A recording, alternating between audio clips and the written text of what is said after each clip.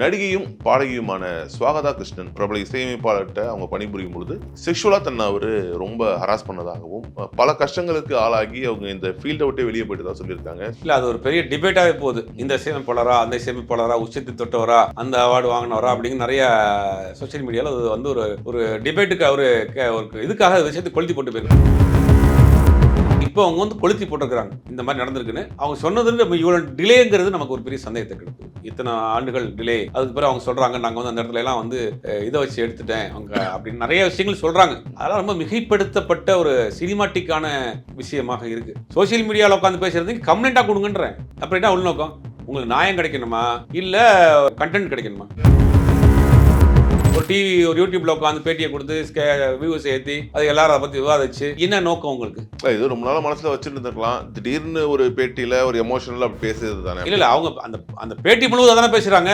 நீங்க பேசிட்டே இருக்க ஒரு வார்த்தையை இடையில விடுறது பிரச்சனை இல்லை. பர்பஸா அந்த விஷயத்துக்காக தான் அவங்க இன்டர்வியூ கொடுத்த மாதிரி தான் தெரியுது. அது பேசிட்டே இருக்க விமான் மேட்டர் வந்துச்சு, அவர் பேசிட்டு இருக்க ஃப்ளோல ஒரு வார்த்தையை விட்டது தான் பெரிய வைரலா போச்சு. இவங்க அப்படி பேசலையே, வேற ஏதாவது பேசிட்டு இடையில விட்டது. இவங்க பர்பஸா கூப்பிட்டு நான் ஒரு கண்ணெடு தரேன் உட்காருங்க பேசுங்க இது பாருங்க வைரலா போகும் அப்படின்னு சொல்லிட்டு பண்ண மாதிரி தானே இருக்குது. ஏன் வந்து அவங்களுடைய சக தோழிகளோ இல்ல சக பாடகிகள் யாரும் வந்து வாய்ஸ் அவுட் பண்ணல? இல்ல இது வரைக்கும் பண்ணல. இனி பண்ணுவாங்களாங்கிறது தெரியல. ஒருவேளை நம்ம இதுல மாட்டிக்கிற கூட நினைக்கிறாங்களா இல்ல இதுல உண்மை இல்லைன்னு நினைக்கிறாங்களா? உண்மை இருக்குன்னு நினைச்சா நான் நேரம் வந்திருப்பாங்களே.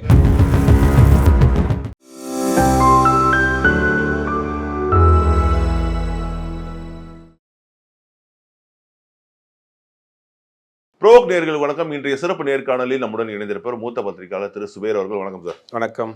நடிகையும் பாடகியுமான ஸ்வாகதா கிருஷ்ணன் ஒரு சமீபத்தில் கொடுத்த ஒரு பேட்டியில பல அலிகேஷன் சொல்லியிருக்காங்க. குறிப்பாக ஒரு பிரபல இசையமைப்பாளர்கிட்ட அவங்க பணிபுரியும் பொழுது செக்ஷுவலா தன்னை அவர் ரொம்ப ஹராஸ் பண்ணதாகவும் பல கஷ்டங்களுக்கு ஆளாகி அவங்க இந்த ஃபீல்டை விட்டு வெளியே போயிட்டு தான் சொல்லியிருக்காங்க. ஸோ சினிமா வட்டாரங்கள் அது குறித்த தகவல்கள் என்ன, அது யார் அந்த பிரபல இசையமைப்பாளர்ன்ற ஒரு கேள்வி தொடர்ந்து எழுந்துகிட்டே இருக்கு. உங்களுடைய பார்வை? இல்லை அது ஒரு பெரிய டிபேட்டாகவே போகுது. இந்த இசையமைப்பாளரா அந்த இசையமைப்பாளரா உச்சத்தை தொட்டவரா அந்த அவார்டு வாங்கினவரா அப்படின்னு நிறைய சோசியல் மீடியாவில் அது வந்து ஒரு டிபேட்டுக்கு ஒரு இதுக்காக விஷயத்தை கொளுத்தி போட்டு போயிருக்காங்க. அவங்க வைக்கக்கூடிய அலிகேஷன் நமக்கு நிறைய சந்தேகங்களை கிளப்புது. அவங்க என்ன சொல்கிறாங்க, இது வந்து ஒரு 5 வருஷத்துக்கு முன்னாடி நடந்தது, 7 வருஷத்துக்கு முன்னாடி நடந்தது, நான் வந்து ஒதுங்கியே போயிட்டேன். இன்றைக்கி அப்படி ஒரு சூழ்நிலை கிடையாது. இன்றைக்கி உங்களுக்கு சோசியல் மீடியா கையில் இருக்குது, ரெண்டாவது கவர்மெண்ட் இருக்குது, ஆக்ட் இருக்குது, சட்டம் இருக்குது. நீங்கள் அதை எடுத்து ஃபைட் பண்ணியிருக்கலாம். அதுக்காக வந்து ஒரு ஃபீல்டை விட்டே போகலாமா? இல்லை, அன்றைக்கி அவங்களுக்கு அந்த தைரியம் இல்லை, மனப்பக்குவம் இல்லை. எனக்கு வந்து ரொம்ப நான் வந்து மனதளவில் பாதிக்கப்பட்டிருந்தேன். என்ன நான் வந்து ரிட்டைன் பண்ணிட்டுறதுக்கு ஒரு ஸ்பேஸ் தேவைப்பட்டது. அதை நான் இப்போ எடுத்துக்கிட்டேன். இப்போ கம்பேக் கொடுப்பேன், இல்லை அது லீகல் ஆக்ஷன் எடுப்பேன்றாங்க. எடுக்கட்டும். அதாவது அவங்க ஆதாரத்தை கொடுத்து எடுத்ததுக்கு பிறகு நம்ம வந்து அதை வந்து நம்ம விவாதிக்கலாம். ஆனால் இப்போ அவங்க வந்து கொளுத்தி போட்டிருக்கிறாங்க இந்த மாதிரி நடந்திருக்குன்னு. அவங்க சொன்னது இவ்வளோ டிலேங்கிறது நமக்கு ஒரு பெரிய சந்தேகத்தை கிடப்புது. இத்தனை ஆண்டுகள் டிலே, அதுக்கு பிறகு அவங்க சொல்கிறாங்க நாங்கள் வந்து அந்த இடத்துல எல்லாம் வந்து இதை வச்சு எடுத்துட்டேன் அவங்க அப்படின்னு நிறைய விஷயங்கள் சொல்கிறாங்க. அதெல்லாம் ரொம்ப மிகைப்படுத்தப்பட்ட ஒரு சினிமாட்டிக்கான விஷயமாக இருக்குது. ஆனால் அது யார் செய்திருந்தாலும் அவருக்கு தண்டனை வாங்கி கொடுக்கணும் மாட்டுக்கிட்டு நம்ம கொஞ்சம் சப்போர்ட் பண்ண நினச்சிட போகிறாங்க. அது கிடையாது. இல்லை, அந்த பர்டிகுலர் பர்சன் வந்து ஒரு வாயரிசம் ஒரு டைப் அந்த மாதிரி சொல்கிறாங்க. ஏன்னா சிசிடிவியில் வந்து குழந்தைங்க உட்காந்துட்டு இருக்கிறத கூட உட்காந்து ஊத்து பார்ப்பாரு அப்படி. அந்த அப்படி ஒரு கேரக்டர் தமிழ் சினிமா இசை உலகில் ஒரு இசையமைப்பாளராக இருந்துக்காது பணம் வாங்குவார், அந்த பெண்கள்கிட்ட பணம் வாங்குவார். இவர் சொல்கிற ஒரு இசையமைப்பாளர், பலரும் சோசியல் மீடியாவில் பேசக்கூடிய இசையமைப்பாளர். இவங்க சொல்கிற காலகட்டத்தில் அவர் அப்போ தான் அப்கமிங்கில் வந்துக்கிட்டு இருக்கார். ஓகே, ஒரு கீபோர்டு பிளேயராக சின்ன சின்ன ப்ரைவேட் ஆல்பம்ஸு ஜிங்கிள்ஸ் பண்ணிக்கிட்டு இருக்கக்கூடிய நபர். அப்போ தான் இவங்க சொல்கிற காலகட்டங்களில் அவர் எக்ஸ்டாப்ளிஷ்டான மியூசிக் டேரக்டர் கிடையாது. இவங்க ஒரு பீக்கில் இருக்கிற இசையமைப்பாளர் இந்த வேலையை பண்ணுறாரு அப்படின்னா கூட அவரே வாழ்க்கையை தத்தளிச்சிட்டு இருக்காரு, ஜெயிக்குன்னு போராடிட்டு இருக்கிறாரு. அந்த காலகட்டத்தில் இதெல்லாம் பண்ணாருன்னு அவங்க சொல்கிறாங்க. இவங்க சோன் சொல்கிற அந்த இசையமைப்பாளர் பல பேர் அதை சொல்லிட்டு இருக்காங்க இல்லையா? அதுதான் நமக்கு சந்தேகம் வருது. பல பேர் ஒரு இசையமைப்பாளரை பேசிகிட்டு இருக்கிறாங்க, அவரை போய் கார்னர் பண்ணி. அந்த கார்னர் பண்ணி பேசக்கூடிய இசையமைப்பாளராகவே இருந்தாலும் இவங்க சொல்கிற காலகட்டங்களில் அவர் வாழ்க்கைக்கே போராடிட்டு இருக்காரு. அவங்க எப்படி பண்ணியிருப்பாங்க? சரி ரைட்டு, நீங்கள் கேட்டுட்டீங்க, அவங்களுக்கு அநீதி நடந்து போச்சு, நேராக இப்போ பேசுகிறீங்கல்ல, சோசியல் மீடியாவில் உட்காந்து பேசுகிறதுக்கு கம்ப்ளைண்ட்டாக கொடுங்கன்றேன். அப்படின்னா உள்நோக்கம் உங்களுக்கு நியாயம் கிடைக்கணுமா இல்லை கண்டென்ட் கிடைக்கணுமா? உங்களுக்கு நியாயம் கிடைக்குன்னா கம்ப்ளைண்ட் கொடுங்க, நேராக கமிஷன் ஆஃபீஸுக்கு போங்க, கம்ப்ளைண்ட் கொடுங்க. ஹைடு கம்ப்ளைண்ட்லாம் இருக்குது தெரியுமில்ல உங்களுக்கு, வெளியே சொல்ல மாட்டாங்க. அந்த கம்ப்ளைண்ட்டை கொடுங்கன்றேன். ஒரு யூடியூப்பில் உட்காந்து பேட்டியை கொடுத்து வியூஸ் ஏற்றி அது எல்லாரும் அதை பற்றி விவாதிச்சு என்ன நோக்கம் உங்களுக்கு? உங்களுக்கு நியாயம் அவங்களுக்கு அநீதி நடந்திருக்கா? கண்டிப்பாக அதுக்கான தண்டனையை வாங்கி கொடுக்கணும், மாற்றுக்கிறது கிடையாது. அப்போ நீங்கள் போங்க மற்ற வேலையை பாருங்கள்.